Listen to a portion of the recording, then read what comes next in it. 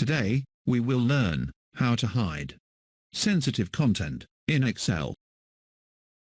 Equal to, then you substitute the column, comma. Then select left to hide the left content of last 4-digit.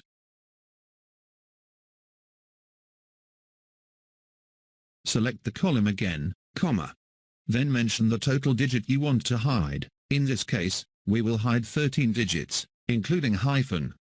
So, 1, 2, 3, 4, 5, 6, 7, 8, 9, 10, 11, 12, 13. Write 13 here. Bracket close.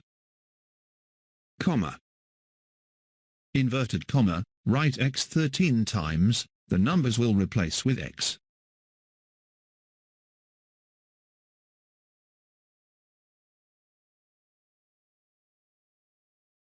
Inverted comma close, bracket close. That's it. Now, you spread the formula all over by double-clicking on the cell corner. Happy learning. Be safe.